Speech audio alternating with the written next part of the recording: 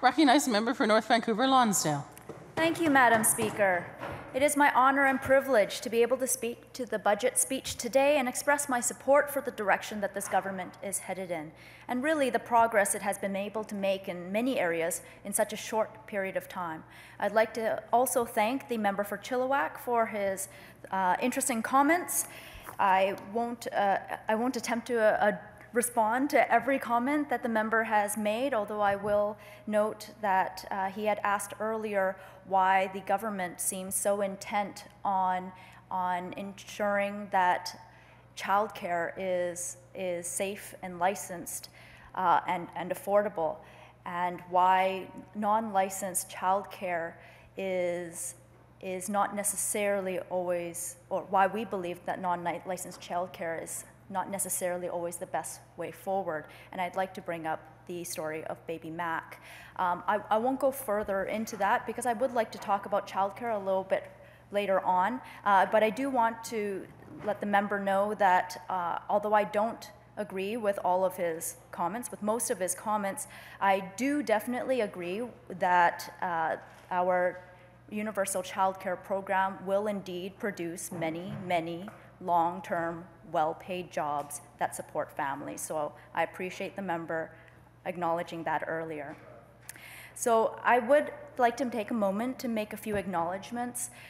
Firstly, I would like to congratulate the Squamish Nation councillors in my riding of North Vancouver Lonsdale who were elected to serve their community in December.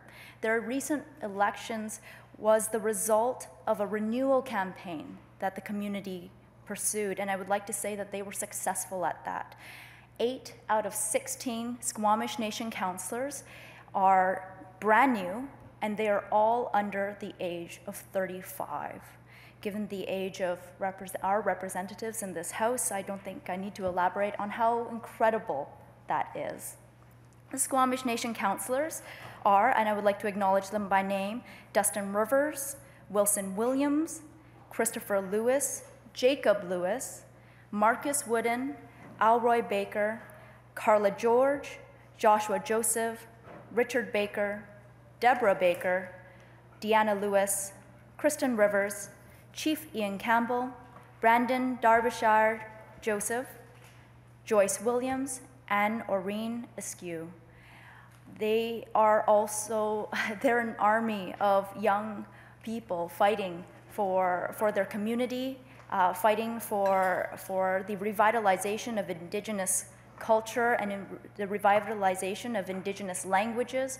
And I truly do hope that our budget's commitment of $50 million to support Indigenous language revitalization is able to serve them very well. I'd like to congratulate them all, and I look forward to working with them to build better communities. Madam Speaker, I would also like to note that on November 12th, while we were away from the legislature, a 7.3 magnitude earthquake hit the Kermanshah province of Iran. It was the deadliest earthquake of the year, and it created tremors that were felt as far away as Pakistan, Lebanon, Kuwait, and Turkey. The Iranian-Canadian community is an extremely important part of the North Shore community, and I know many members of that community in my constituency continue to mourn the tragedy that took place. Last night, hundreds of people gathered at the Music Gives Philanthropic Foundation's event at Centennial Theatre to raise funds to support the victims of that terrible earthquake. And I'd like to extend my deepest thanks and warmest regards for all of the people who gathered in that theatre last night to support these victims. And finally, I'd like once again to thank the people of North Vancouver Lonsdale for putting their faith in me by electing me to be their MLA. It is a diverse, beautiful riding that is full of compassionate, kind people who care about each other. It is also a constituency that few people believed would elect an NDP representative, and that I might say many people underestimated in that regard. But I also think that's perhaps something that members opposite did. They underestimated the resolve that people have to fight for change and fight for a better BC. The people of North Vancouver Lonsdale, they inspire me. I've met with dozens of people from across the constituency over the last, how many months has it been? Maybe 7 months, 8 months that I've been elected. And they've shown me how much that we care about each other and how they care about each other. We've had community members who chipped in to buy a new bed set for a struggling elder. We've had tenants who help out their neighbors understand their rights against, unfortunately, some bad landlords who were pushing illegal and unfair evictions. And we have an incredible number of not-for-profit service providers who help our most vulnerable neighbors to access the services and resources that they need. Services and resources that I believe that this budget will improve. The goodness of these people amazes me every day. Often, when community members come into our office to share their experiences or advocate for the people they love, maybe it's about seniors' care, maybe it's about childcare, maybe it's about public education, maybe it's about the needs of low-income renters or the needs of housing in the community.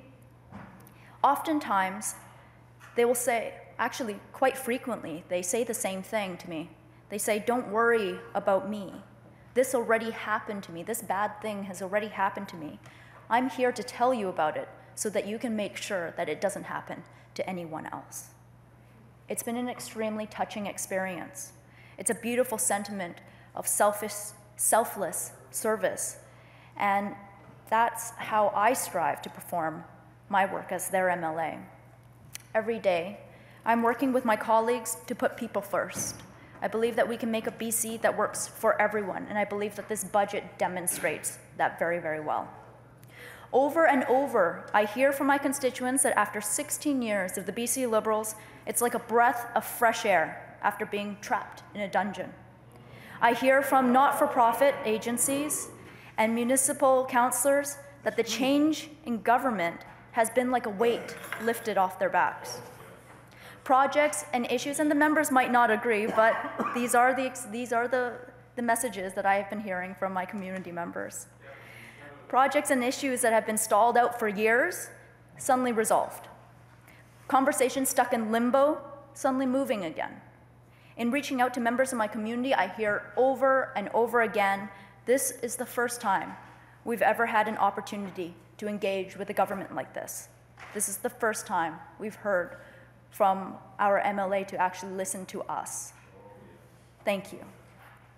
I want to share with you a tweet that I received recently, and it said, "This feeling of being proud of my government is new and weird, but I like it." And I think that that's a sentiment that I also share. I think a lot of people in BC do have a lot to be proud of with this government. Even before we managed to get to this budget, already so much has been done. Let's take a look at the short list of a few of my favorite ones from just the first 100 days of this new government. Less than 72 hours after being sworn in, our government increased income assistance rates and disability payments by $100 a month. Earnings exemptions for people on income and disability assistance was increased by $200 a month. And in December, an additional $52 a month transportation supplement was added. I've had constituents in my office in tears over this. I've had constituents tell me, because of you, I can afford a little bit more food every month. And I can't tell you how much that touches me, that they would share that with me. Tuition fees on adult basic education and English language learning programs were also eliminated, removing financial roadblocks for those upgrading their education. For a community like mine, where there are many immigrants from countries where their first language is not English, but they're also very, very highly educated and very skilled professionals, I meet a lot of people who come into my office to tell me that they have trouble finding work, in part because of their English language skills or lack thereof. The ability for them to access English language learning programs for free now gives them a new sense of hope. I've had many community members tell me that they've gone back to learn English and that they're optimistic that this will improve their chances of finding work in the future. For former youth in care, the post-secondary education tuition fee waiver program was extremely meaningful to them. Former youth in care are 200 times more likely to experience homelessness than their peers. 200 times more. It's an order of magnitude that's almost unimaginable for someone like me. I've had the privilege of having parents who maybe I didn't always agree with, but certainly do care for me. They're still around. I know that if I ever truly needed their help, they would be there for me. It was certainly shown during my election campaign. My mother was right there by my side. My sister was there. I have a wonderful family and support network. There are so many youth who were formerly in care who find themselves entering adulthood with absolutely nobody. And I cannot imagine how hard that must be. The small act of being able to provide them with free post-secondary education is life-changing. This program could very well literally save people's lives. And so expanding that program to all 25 of BC's post-secondary education institutions is equally as meaningful. It means that youth are able to stay closer to their communities, they're able to access the schools that are closer to their home, where they have, albeit potentially limited connections, but very valuable connections, nevertheless. The list goes on, but of course we're not here to talk necessarily about the first 100 days, though I love a lot of these. I mean, bringing back the Buy BC program, amazing. The increased funding to kindergarten, to grade 12 education, definitely all for that. I also love that we ended the grizzly bear hunt too. I know a lot of my community members were happy with that. There you go. That's right. But having said all that, that was the success of the government in the first 100 days, and now we have this new budget to look forward to. And oh boy, it is a pretty amazing budget. I have to admit, it was better than I expected. I recognized that that choices always have to be made when you're in government, that you can't always do everything that it is that you hope to do in the first 7 months, but the amount of success and the amount of, the amount of success that the Minister of State of Childcare, the Minister of Children and Families, and the Minister of Municipal Affairs and Housing, the Minister of Finance, the Attorney General, and all of the other ministers who have contributed to this budget have made in such a short period of time absolutely astounds me. This budget has been described as easily the best budget in a generation. In my local community, the top 3 issues that I hear about are normally housing, transportation, and childcare. So I'll focus my comments around those areas. I want to start with housing. Housing affordability is, I think it would be fair to say housing affordability is the #1 issue across the province. There are, of course, many other extremely important issues, but housing affordability seems to be at the crux of it all.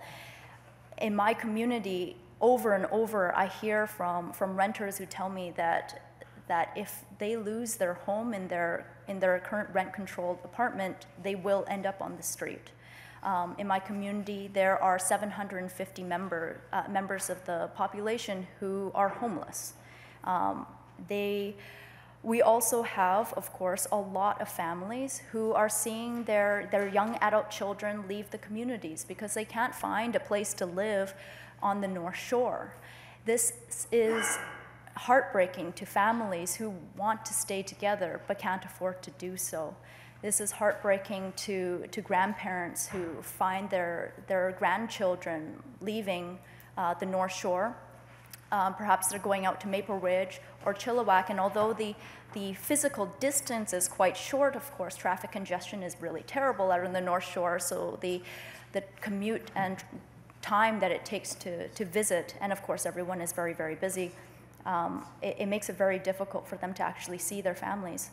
We have a lot of seniors who are becoming more and more isolated because members of their family and their community are moving away to find more affordable housing.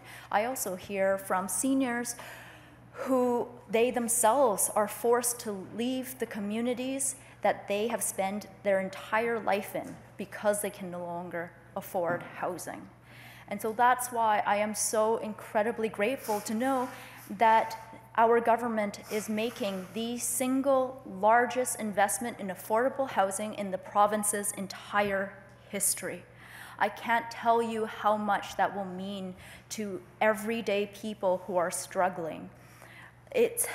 Housing affordability affects us all, and I do believe that for too long, BC's housing crisis was absolutely ignored.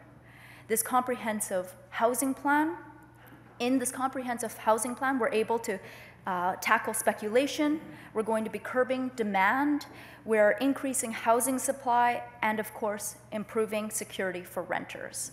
And I want to thank the member for Vancouver West End for his advocacy on renters for all of these last many years. For a long time, I felt like there were no voices in government who actually cared about renters and the challenges facing renters. Pardon me.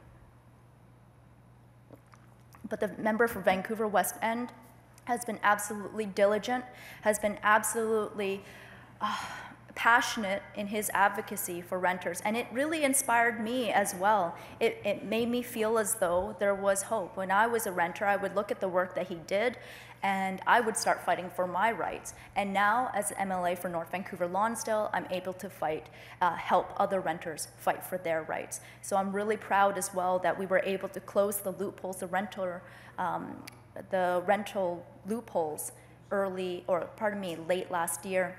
So the fixed term lease loophole was actively hurting people in my community, and certainly the geographic area rent increase provision was being used by some unfortunately unscrupulous landlords to threaten renters into actually accepting new leases that they didn't necessarily have to accept. The housing, I'd like to talk a little bit more about the housing plan, of course. We've produced a 30-point plan for housing affordability in British Columbia, and having read it, I think it is a fantastic plan. Again, I have to give kudos to the Minister of Municipal Affairs and Housing for working with the Minister of Finance and the Attorney General for putting this together. Under stabilizing the market, we're going to be taxing speculators who are driving up our housing costs. I think that this is a fantastic measure, and a lot of members of my community are absolutely thrilled to see that this is happening. So if you own a home and you are not living in it, it's not your primary residence, and you're not renting it, and you're not paying income taxes, you're going to be taxed a speculation tax. We're also increasing the foreign buyers rate to 20% from 15%. But unlike what the BC Liberals did when they first introduced it, we're actually going to be including grandfathering clauses so that we're not interrupting contracts midway. We'll also be expanding the foreign buyers tax to areas outside of Metro Vancouver. And I think that that's a very good thing, because we've heard from a lot of community members that housing in areas that the foreign buyers tax were not applied to started to increase. Basically all the speculation was moving outwards. And the increasing of property transfer tax on value on homes over $3 million is, I think, a progressive measure as well. We're also cracking down on tax fraud and closing loopholes. So taking action to end hidden ownership, including a new beneficial ownership registry. We don't actually know who owns and who benefits from a lot of portions of our real estate market. So it makes it very difficult for us to know how to actually manage the market and how to crack down on speculation and fraud when we don't know who's actually benefiting and who's actually owning these properties. So that is also a really fantastic measure.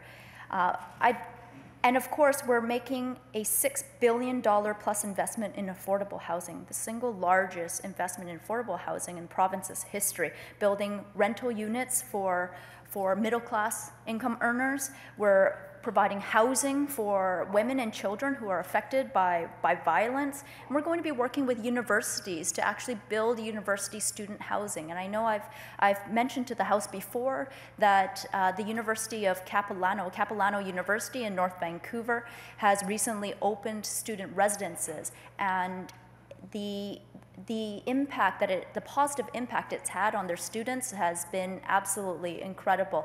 Prior to the availability of student residences, there were many students who were living in their cars, living in tents behind campus, who were couch surfing, who were having to make the decision as to whether or not they would continue school or not because they couldn't actually afford housing. I think that's a terrible situation, and I'm so glad that we're going to be able to make it much better. And of course, we're building 2,500 new supportive homes for people struggling with homelessness. We're also adding security for renters by increasing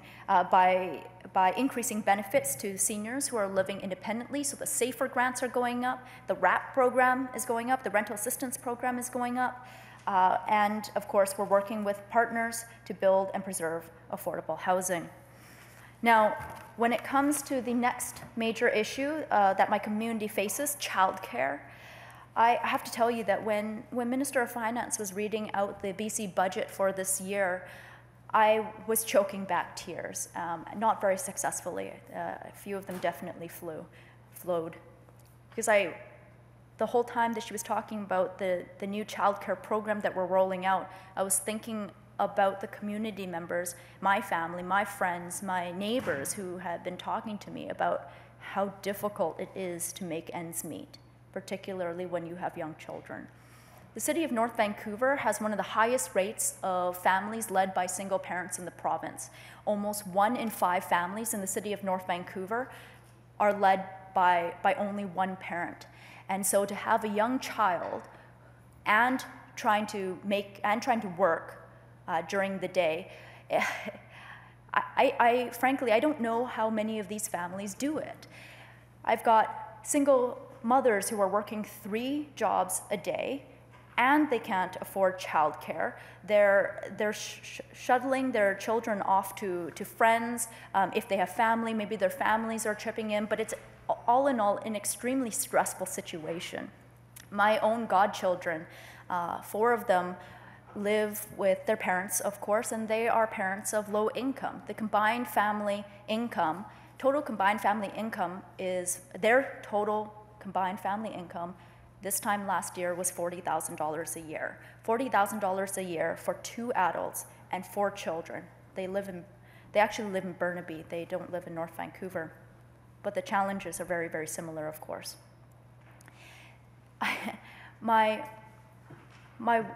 beautiful friend, the mother of these 4 children, she had her first child when she was in high school, so she wasn't able to finish her high school diploma. And she spent a lot of her life, I'm sorry, Madam Speaker. She spent a lot of her life struggling and wondering what to do about the future. And before long, her and her family, she had a family of 4 children. I'm sorry. I've seen how these families struggle, Madam Speaker, and I'm so grateful that our government is able to. I'm sorry, this doesn't happen normally.